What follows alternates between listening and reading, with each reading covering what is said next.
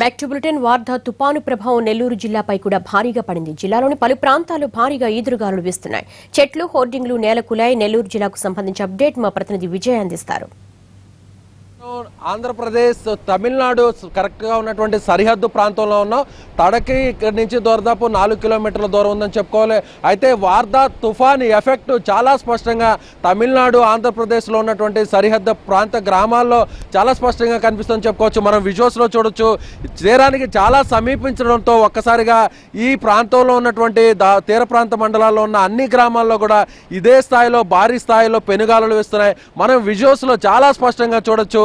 గంటకి 100 కిలోమీటర్ల వేగంతో ఇక్కడ గాలులు వీస్తుండడంతో వృక్షాలు చెట్లన్నీ కూడా ఒక్కసారిగా పెద్ద గాలులకి ఇవి దాదాపుగా నేలను తాగుతాయన్నట్టు ఆ విధంగా ఇక్కడ చెట్లు అంతా కూడా ఊగుతున్నటువంటి పరిస్థితి కనిపిస్తుంది. ఇదే స్థాయిలో దాదాపుగా తీర ప్రాంత మండలాల్లోనే తీర ప్రాంత గ్రామాల్లోనే కాదు, మనం ప్రస్తుతం జాతీయ రహదారికి పక్కనే ఉన్నటువంటి ఒక భవనం మీద ఉన్నాం.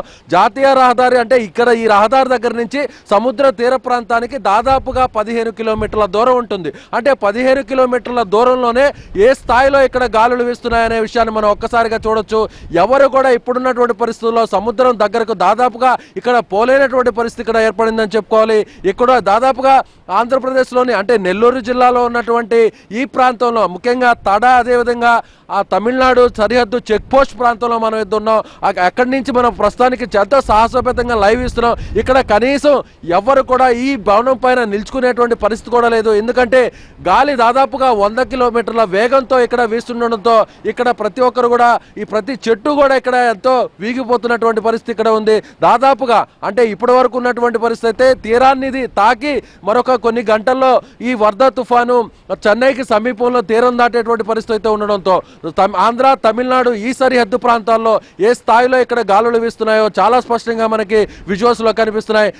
ముఖ్యంగా తీర ప్రాంతాల్లో ఉన్నటువంటి గ్రామాల్లో పరిస్థితి చాలా భయానకంగా ఉందని చెప్పుకోవాలి. ఇప్పటికే చాలా ప్రాంతాల్లో అయితే మాత్రం చెట్లన్నీ కూడా నేలకొరవడం, అదేవిధంగా విద్యుత్ వ్యవస్థకు సంబంధించినటువంటి స్తంభాలన్నీ కూడా పడిపోతున్నటువంటి పరిస్థితి ఇక్కడ ఉందని చెప్పుకోవాలి. జాతీయ రహదారి మీదుగా దాదాపుగా ఎప్పుడు రద్దీగా ఉండేటువంటి ఈ ప్రాంతం ముఖ్యంగా మనం ఇటువైపు నుంచి జాతీయ రహదారి మీదుగా చెన్నైకి వెళ్లాల్సి ఉంది. కానీ ఇప్పుడు మనం ఒకసారి గమనించినట్లయితే ఏ ఒక్క వాహనం కూడా ఈ రహదారి మీద నుంచి వెళ్ళలేనటువంటి పరిస్థితి అయితే ఉందని చెప్పుకోవాలి. ఇప్పటి వరకు కూడా మరొక గంటన్నరలో తీరం దాడుతున్నటువంటి సమాచారంతో మొత్తం ఎవరు కూడా ఇంట్లో నుంచి బయటకు రావద్దని అధికారులు హెచ్చరికలు జారీ చేస్తున్నటువంటి నేపథ్యంలో ఎవరు కూడా రోడ్డు మీదకు వచ్చి ప్రయాణించేటువంటి సాహసం చేయట్లేదని చెప్పుకోవాలి. అయితే ఇప్పటి వరకు కూడా జిల్లా ముఖ్యంగా నెల్లూరు జిల్లాకు సంబంధించినటువంటి అధికార యంత్రాంగం అంతా కూడా అటు తమిళనాడుకి దగ్గరగా ఉన్నటువంటి సూలూరుపేట, తడ, వాకాడు ఈ ప్రాంతాల్లో ఉన్న వారందరూ కూడా కొంత అప్రమత్తంగా ఉండాల్సినటువంటి అవసరం ఉందని చెప్పి చెప్తున్నారు. అయితే మరికొద్ది సేపట్లో భారీ వర్షాలు కూడా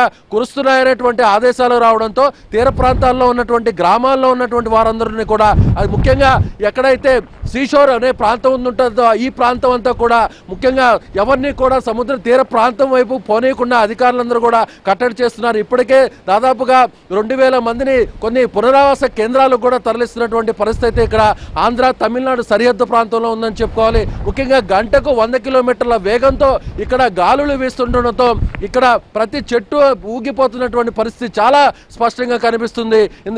ఇప్పటికే చాలా పూరీలన్నీ కూడా పైకప్పులు లేచిపోవడంతో చాలా మంది కూడా రోడ్డు పడినటువంటి పరిస్థితి. ముఖ్యంగా రెస్క్యూ టీం ఎవరు కూడా క్షేత్ర స్థాయిలోకి వెళ్లి ఈ గాలులను ఎదుర్కొని వారందరూ కూడా సహాయక చర్యలు చేయలేనటువంటి పరిస్థితి అయితే ఇక్కడ ఆంధ్ర, తమిళనాడు సరిహద్దు ప్రాంతంలో ఉందని చెప్పుకోవాలి. అయితే తీరం దాటేటువంటి సమయంలో ఈ గాలులు మరింత తీవ్రమవుతాయని చెప్పి ఇప్పటికే అధికారులు కూడా చెప్తున్నారని చెప్పుకోవాలి. చెన్నైలో ఇప్పటికే ఈ స్థాయిలో గాలులు వేయడం వల్ల అక్కడ నగరంలో అనేక ప్రాంతాల్లో అక్కడ బీభత్సం అనేటువంటి పరిస్థితి ఉన్నాయని చెప్పుకోవాలి. అయితే మరొక 2 గంటల్లో ఇదే విధంగా 100 నుంచి 120 కిలోమీటర్ల వేగంతో గాలులు వీస్తాయని చెప్పి హెచ్చరికలు వస్తున్నటువంటి నేపథ్యంలో ఎవరు కూడా బయటకు రాలేనటువంటి పరిస్థితి మాత్రం ఇక్కడ ఈ ఆంధ్ర, తమిళనాడు సరిహద్దు ప్రాంతంలోని నెల్లూరు జిల్లాలో ఉన్నటువంటి తడ ప్రాంతంలో ఉందని చెప్పి చెప్పుకోవచ్చు.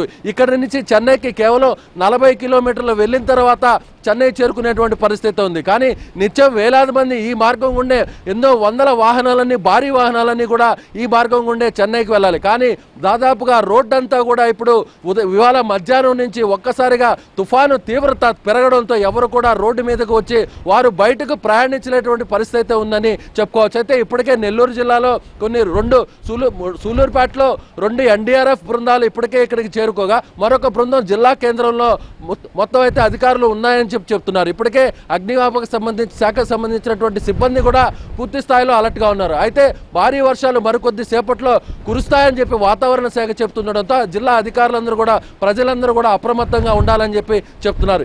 ఇది వార్దా తుఫానుకి సంబంధించినటువంటి పెనుగాలులకు సంబంధించినటువంటి live update. Over to Hyderabad studio.